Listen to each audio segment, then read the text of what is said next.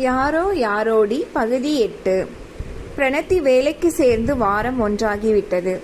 சொன்ன தேதியில் ஆர்டர் செய்திருந்த புடவையும் வந்துவிட்டது. புடவை நினைத்ததை விடவும் பிரமாதமாக வந்திருந்தது.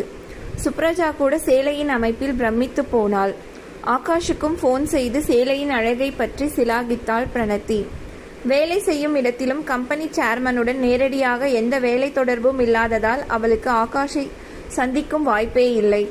ஆனால் தினம் தினம் காலையில் அவளின் வரவுக்காக, அந்த தரிசனத்திற்காக ஆகாஷ் தன்னுடைய அறையின் கண்ணாடி சன்னலில் காத்து கிடந்தான். பிரணத்தி டீமில் 2 பெண்கள் சிநேகிதிகளாயினர். பெண்கள் மூவர் சேர்கையில் அரட்டைக்கும் ஊர்வம்புக்கும் கேட்பானேன், நம்ம பாஸை சுத்தி சுத்தி வருமே மோனா, அது இன்னைக்கு காலையிலேயே ஆஃபீஸ்க்கு வந்தாச்சு பாத்தியா என்றாள் காவ்யா. ஐயோ, அவ ட்ரெஸ் பாத்தியா, முன்பக்கம் எவ்வளோ டீப்பா இறங்கி இருக்குன்னு. ஆண்களை பார்க்க வரும்போது உடுத்துற ட்ரெஸ்ஸா அது? இது மோகினி. யார், நான் பார்க்கவே இல்லையே என்று அறியாத்தனத்தில் பிரணத்தி சொல்ல, நீ கம்ப்யூட்டரில் அப்படியே முகத்தை பதிச்சுக்கோ, அப்புறம் அக்கம் பக்கம் என்ன நடக்குதுன்னு எங்க தெரிய போகுது என காவ்யா கிண்டல் அடிக்க, அவள் நம்ம பாஸோட ஆள் பிரணா, பாஸ் அவளைத்தான் கட்டிக்க போறாரு அப்படின்னு ஆஃபீஸில் பேச்சு. ஓ என்றாள் பிரணத்தி. 2 பேரும் அமெரிக்காவில் சேர்ந்து படித்தவர்களாம். அது அப்படியே அவர் மேல் தொங்கிக்கிட்டு தான் நடக்கும். மானங்கெட்டது என்று மோகினி சொல்ல, பொறாமையில் குதிக்காதே, உன்னோட நினைப்பு எனக்கு தெரியாதா, அவரை பிராக்கெட் போட நீ ட்ரை பண்ணினது எனக்கு தெரியாது நான் நினைச்சேன் என்று கண்ணடித்து காவ்யா சொல்ல, ஒரு பக்க ஆசையின் பலன் என்று சோகமாக அவள் சொல்ல, அவள் பாவனையில் பிரணத்திக்கும் காவ்யாவிற்கும் சிரிப்பு பொத்து கொண்டு வந்தது.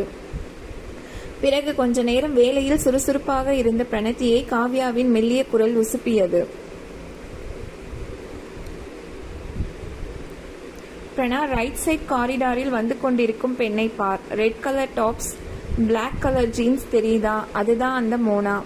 இவ்வளவு நேரம் பாஸ் ரூமில் தான் அம்மா இருந்தாங்க. அப்படி என்னத்தான் வெட்டி முறிச்சாங்களோ? கண்ணடித்தாள் அவள். நிமிர்ந்து பார்த்தாள் பிரணத்தி. நவநாகரிக யுவதி, வெளுவெளுவென்று அப்படி ஒரு நிறம், மிகவும் அழகாக இருந்தாள். இவர்கள் பேசியது போல உடையும் அவ்வளவு மோசம் இல்லை. வருங்கால முதலாளி அம்மா மனசு குறிப்பிடித்து கொண்டது. ஜோடி பொருத்தமும் சரிதான். ஆனால் இப்படி அடிக்கடி ஆஃபீஸ் வந்து கொஞ்சி குழாவுவதுதான் எங்கள் எல்லோருக்கும் வெறுப்பை தருகிறது. சொந்த வாழ்க்கையை ஆஃபீஸ் டைமுக்கு அப்புறம் வச்சுக்கலாம் இல்லையா?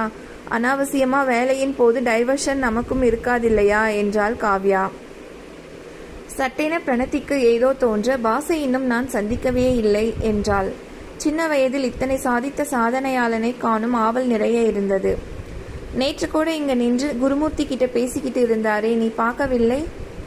பயங்கர சுறுசுறுப்பு அவர். இந்த நிமிஷம் இங்க இருந்தாருன்னா அடுத்த நிமிஷம் 4வது ஃப்ளோரில் அங்கே ஏதாவது வேலை சொல்லி கொண்டிருப்பார். எந்த ஃப்ளோரில் எப்போ ஆஜராவாருன்னு சொல்ல முடியாது.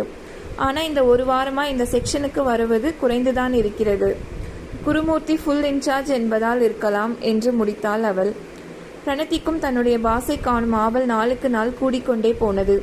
அவனுடைய மோனா விஷயம் தவிர மற்ற விஷயங்களை அவன் அணுகும் விதம் பற்றி மற்றவர்கள் ரசித்து தங்களுக்குள் பேசுவதை கேட்கும் பொழுது, மற்ற பெண்கள் அவனை ஹீரோ வர்ஷிப் பண்ணுவதை காணும் போது அந்த ஆவல் அதிகமானது. அப்படி எல்லாரையும் அடித்து போடும் சிறப்பு அம்சம் என்னவோ என்று சிந்தனையில் ஊறிப்போனாள். நாட்கள் இப்படியாக ஓடியன. யாரோ யாரோடி பகுதி 9. அன்று மாலையில் பிரணத்தியின் தோழி வீணாவின் கல்யாண நிச்சயதார்த்தம் பெரிய ஹோட்டலில் பெறவிருந்தது. அம்மா காலேஜிலிருந்து வந்தவுடனேயே கிளம்பிவிட்டாள் பிரணத்தி. பிரணா, வரும்போது அப்பாவை பிக்கப் பண்ண சொல்லுங்கன்னு சொன்னியே, எத்தனை மணிக்கு வர சொல்றது? இல்லம்மா, ரம்யா கூட தான் போறேன், வரும்போது அவளை டிராப் பண்ணிடுறேன்னு சொன்னாள். அந்த சந்திர ஹாரமாவது கழுத்தில் போட்டுக்கோயேன், உன் கழுத்தில் கிடப்பது ரொம்ப சிம்பிளா இருக்கு. எதிரில் இருந்த முழுநீள கண்ணாடியில் தன்னை பார்த்தாள் பிரணத்தி. அரக்கு சிவப்பு வண்ண பட்டு புடவை, தங்க கம்பி சரிகைகள் உடம்பு முழுவதும் ஊடுருவி இருந்தன. அதற்கு மேட்சாக சிவப்பு கற்கள் கோர்த்த தங்க லாக்கெட், வளையல், கம்மலும் பொருத்தமாக இருந்தது. முகத்தில் மெலிதான மேக்கப், இயற்கையிலேயே சிவந்த உதடு லிப்ஸ்டிக்கில் மேலும் சிவந்தது. காஜலில் மேலும் விரிந்த அழகிய கண்கள், நெற்றியில் அரக்கு நிற பொட்டு, கூந்தலில் நெருக்கமாக தொடுத்த மல்லிகை சரம். போங்கம்மா, இதுவே ஜாஸ்தியோன்னு நினச்சிக்கிட்டு இருக்கேன் என்று சினுங்கியபடி அவள் சொல்லவும் ரம்யா வீட்டிற்குள் நுழைந்தாள். தாயின் கன்னத்தில் முத்தமிட்டு விட்டு பட்டுப்புடவை சரசரக்க, சின்னதாக அவள் அன்று அணிந்திருந்த கொலுசும் கூடவே சலசலக்க ரம்யாவுடன் காரில் ஏறினாள் பிரணத்தி. வீணாவின் அப்பா பெரிய இண்டஸ்ட்ரியலிஸ்ட். அதனால் பிரபலமான பிரமுகர்கள் நிறைய பேர் வந்திருந்தார்கள். கிட்டத்தட்ட கல்யாணம் போலவே நிச்சயதார்த்தத்தையும் நடத்தியிருந்தார்கள். பிரணத்தியின் செட்டில் எல்லோரும் வந்திருந்தார்கள். கால்கட்டு இல்லாத அந்த கல்லூரி சிட்டுகளின் குதூகல குரலும் சிரிப்பு சத்தமும் அரட்டையும் கிண்டலும் எல்லோரையும் திரும்பி பார்க்க வைத்தன. பிரணத்தியிடமும் நிறைய கிண்டல். விழாவிற்கு கடைசியாக வந்தவன் ஆகாஷ். அவனுக்கு வரவேற்பு மிகவும் பிரமாதமாக இருந்தது. பிரணத்தியும் அவள் தோழிகளும் சாப்பிட போய்விட அன்றும் பிரணத்தி ஆகாஷை சந்திக்கும் வாய்ப்பை இழந்தாள். ஆனால் ஆகாஷின் கூரிய கண்களில் இருந்து பிரணத்தி தப்பவில்லை. அப்படி கண்டுவிட்டவனின் உதடு புன்னகையில் ரகசியமாய் விரிந்தது. தேவதை முதல் முறையாக அவளை இத்தனை அலங்காரத்துடன் பார்க்கிறான். வியந்தான். இதுவரை எந்த ஒரு பெண்ணும் அவன் மனதில் சின்ன சலனத்தை ஏற்படுத்தியதில்லை. ஆனால் பிரணத்தியிடம் இருந்து ஏதோ ஒன்று அவனை பலமாக அவனை அவள் புறமாக ஈர்த்தது மறுக்க முடியாத உண்மை. காதல் தன் வேலையை படு தீவிரமாக அவனிடம் காட்டியது. அவளை பார்க்கும் பொழுதெல்லாம் பார்வையை அவளிடமிருந்து விலக்குவது கடினமாயிருந்தது. அது சுகமாகவும் இருந்தது. சாப்பிடும் பொழுது நிவேதிதா தான் அன்று அட்டென்ட் பண்ணிவிட்டு வந்த இன்டர்வியூ பற்றி மிகுந்த சுவைப்பட எடுத்து கூறி கொண்டிருந்தாள். அங்கு வேலை கிடைக்காது என்று தெரிந்த பிறகு அவள் மனதை தேற்றிக் கொண்ட விதம் எல்லோரையும் சிரிக்க வைத்தது. என்னோட தகுதிக்கும் திறமைக்கும் ஏற்ற வேலை இது கிடையாது, போடாமடையா என்று சொல்லிவிட்டு ஓடி வந்து விட்டேன் என்று சொல்லி குலுங்கி குலுங்கி சிரித்தாள். ஏய் பிரணத்தி, உன்னோட அவர் பற்றி நீ இன்னும் ஒரு வார்த்தை கூட சொல்லவில்லை என்று கீர்த்தனா பிரணத்தியின் புடவை முந்தானையை விளையாட்டாக இழுக்க, பஃபே முறையில் பரிமாறப்பட்ட உணவு மிகுந்த கலாட்டாக்களுக்கிடையே சாப்பிட்ட பிரணத்தியின் புடவையில் கீர்த்தனா இழுத்த இழுப்பில் அவள் அப்பொழுது எடுத்துக்கொண்டிருந்த சிக்கன் மஞ்சூரியன் லேசாக ஆட்டம் கண்டு பின் புடவையில் சரிந்தது. ஐ எம் சாரி என்று திரும்ப திரும்ப சொன்னதையே சொன்ன கீர்த்தனா தன் கைக்குட்டையை கொண்டு சுத்தம் செய்ய முனைந்தாள். உடனே கழுவவில்லை என்றால் கரை புடவையின் அழகை பாழாக்கிவிடும் என்று புரிந்து பிரணத்தியின் கண்கள் பாத்ரூமை தேடின. பிரணத்தி, உன் அழகுக்கு திருஷ்டி கழிச்சாப்ல ஆயிடுச்சு. ஆனா காஸ்ட்லி புடவை என்று இழுத்தபடி கவலையுடன் நிவேதாவும் தன் பங்குக்கு கைக்குட்டையால் சுத்தம் செய்ய, பிரணா பாத்ரூம் போய் கழுவி விட்டு வரலாம், ஹாலிலிருந்து வெளியே இடப்புறம் பாத்ரூம் உள்ளதாம் என்று ரம்யா சொல்ல, நீ சாப்பாட்டை கண்டினியூ பண்ணு, நான் நிமிடத்தில் வாஷ் பண்ணிட்டு வந்துடுறேன் என்று பிரணத்தி துணையை மறுத்தாள். மெல்ல ஹாலை விட்டு வெளியே வந்தாள் பிரணத்தி. உள்ளே இருந்த ஆர்ப்பாட்டம் வெளியே இல்லை, அமைதியாக இருந்தது. ரம்யா சொன்னது போல இடப்புறம் திரும்பினாள். நீண்டதொரு காரிடார் அது. அமைதியும் பழக்கம் இல்லாத மஞ்சள் விளக்கு வெளிச்சமும் பிரணத்திக்கு சிறிது அச்சத்தை கொடுத்தது.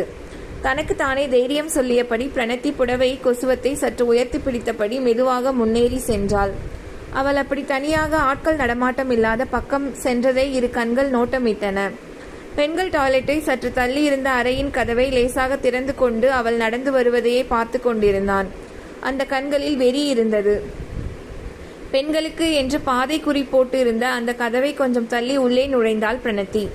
இங்கு தனியாக வந்திருக்க கூடாது என்று அப்பொழுது புரிந்தது அவளுக்கு. அவள் அறியாமல் கொஞ்சம் நெஞ்சம் தடதடுத்தது. இங்கிருந்து வேகமாக சென்றுவிட வேண்டும் என்று உள்ளுணர்வு சொன்னது. டப் திறந்து கர்ச்சீஃபில் தண்ணீர் நனைத்து அவள் வேக வேகமாக கரையை கழுவ, சட்டென்று அவளுக்கு பின்புறம் இருந்து ஒரு கை நீண்டு அவள் வாயை பொத்தி அவளை தன்புறம் திருப்பியது. நொடியில் பிரணத்தியின் அழகு முகத்தில் வியர்வை துளிகள் வியாபித்தன.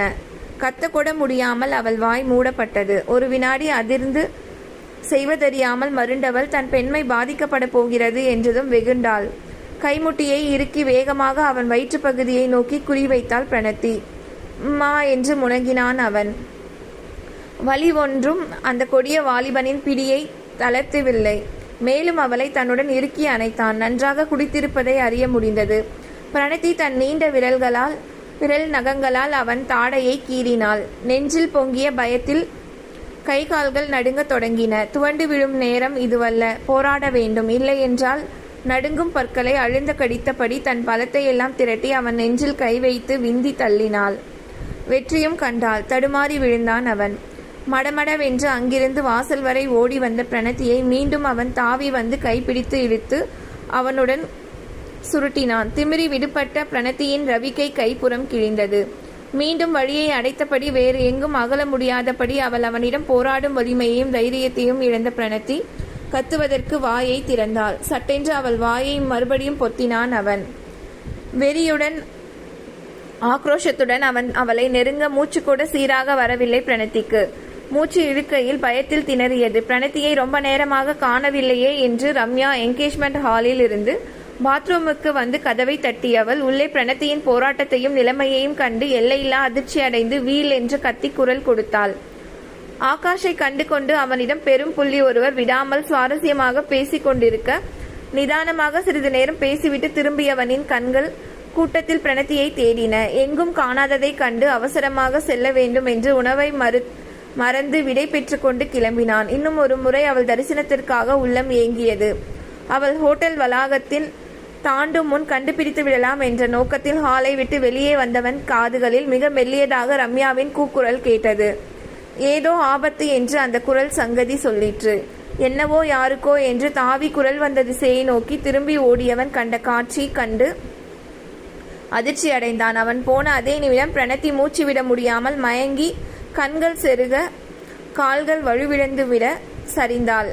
அந்த காமுகன் அவள் கீழே விழாமல் தன்மேல் சரித்து கொண்டு உதடு கோண கண்களில் வெறியுடன் பிரணத்தியின் முகம் நோக்கி குனிந்து கொண்டிருந்தான்.